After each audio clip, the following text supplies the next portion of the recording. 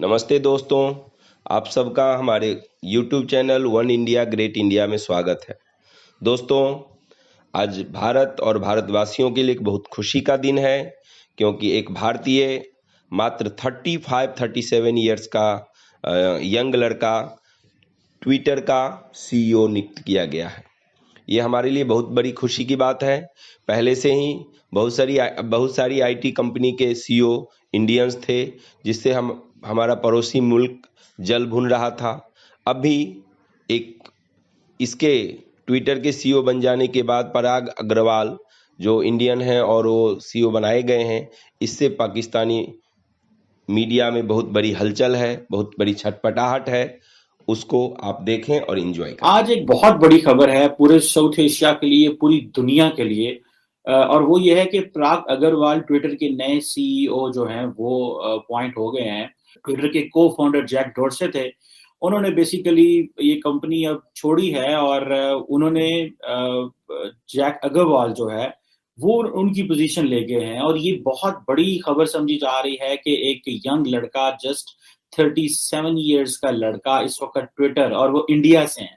Above all, not a news only for India. This is a news for Asia because ये सब Asia के लिए एक अच्छी खबर है कि एशियंस जो हैं वो अमेरिका में, ये कहा जाता है कि जो एक जारी बात है, इंडियन बॉर्न एक चीफ एग्जीक्यूटिव है और जिसने एक इतनी बड़ी अमेरिकन टेक्नोलॉजी कंपनी ले ली है जो कि पूरी दुनिया के लिए फैसले करते हैं। ये बहुत बड़ी बात है। आप देखेंगे माइक्रोसॉफ्ट हो, गूगल हो, IBM हो, इस पे भी मैं चाहता हूँ कि किस तरह सिलिकॉन वैली के अंदर इंडियंस ने अपना एक पैर जमाए हैं। फेसबुक है, वो भी ऑब्वियसली वो देखती है इंडिया को बड़े केयरफुली कि इंडिया की जो मार्केट है तकरीबन लार्जेस्ट मार्केट 340 मिलियन यूजर्स की समझी जाती है। जो बात मैं करना चाह रहा हूँ, that is how Indians are taking over the tech brands.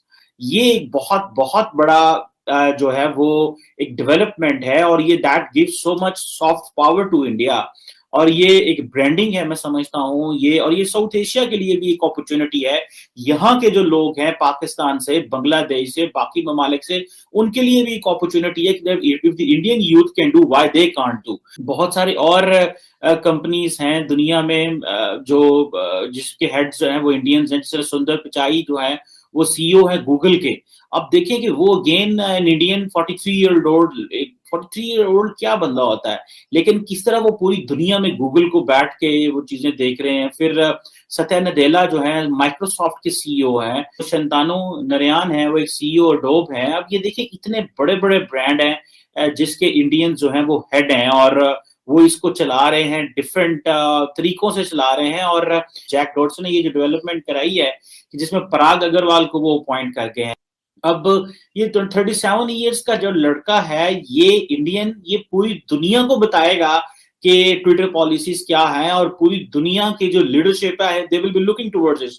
अब ये अग्रवाल जो है ये मुंबई में पैदा हुआ और एक कंप्यूटर साइंस पढ़ा, इंजीनियर पढ़ा, फिर इंडियन इंस्टीट्यूट ऑफ टेक्नोलॉजी एक जो कि इंडिया का एक एलीट टेक्निकल यूनिवर्सिटी है, उससे डिग्री की कि फिर वो स्टैनफोर्ड यूनिवर्सिटी में चला गया। वहां पे उसने कंप्यूटर साइंस में डॉक्टरेट किया और जॉब शॉब सर्च करते करते जो जैसे आप कह लें कि कंप्यूटर स्टोर्स में भी रहा।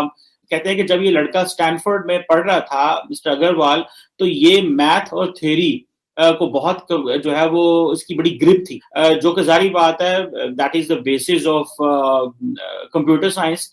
और फिर ये रिसर्च लैब और इस तरह चीजों में बहुत ज्यादा लड़का ये एक्टिव रहता था।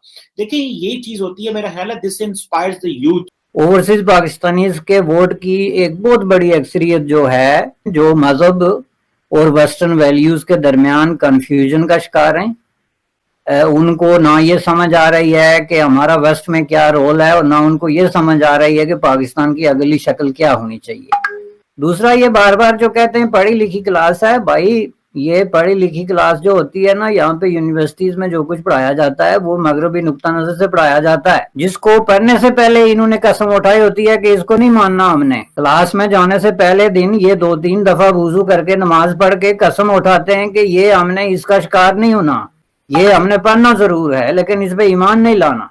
ये बिल्कुल वही बात जो पाकिस्तान में हमारे तजादात हैं कि साइंस पढ़ो लेकिन साइंस पे यकीन मत करो। जो यहाँ की यूनिवर्सिटीज में पढ़े हैं, and they are rejected people, I am telling you. Rejected by who?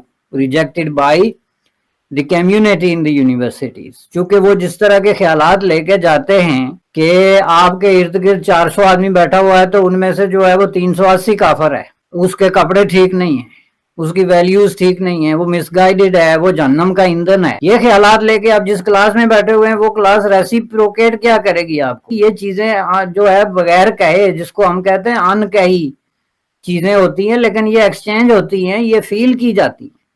तो इनको यूनिवर्सिटीज में रिजेक्ट कर दिया गया, इनको वो मकाम नहीं मिला जो दूसरे लोगों को मिलता है। तीसरे वो लोग हैं जिन्होंने अपने आप को इंडियंस के साथ कंपेयर करना शुरू कर दिया। क्योंकि आप अगर यहाँ चले जाएं यूनाइटेड स्टेट ऑफ अमेरिका में किसी बड़े इदारे में, उसमें तो आपको इंडियन नजर आएंगे, और ये रियलिटी ऑफ लाइफ है। इंडियन की पॉपुलेशन भी इतनी बड़ी है, तो बजाय इसके कि वो इसको रेशनलाइज करके एक्सेप्ट करें कि भाई ये भी हमारे भाई हैं, चलें हमारी तरफ दिखते हैं, हम एक कॉन्टिनेंट के लोग हैं, कुछ नहीं, बजाय इसके कि वो कहते हैं जी हम इनको किस तरह जो है वो बैकफुट पे ले जाएं, और उसके लिए फिर हमने झंडा उठाना है।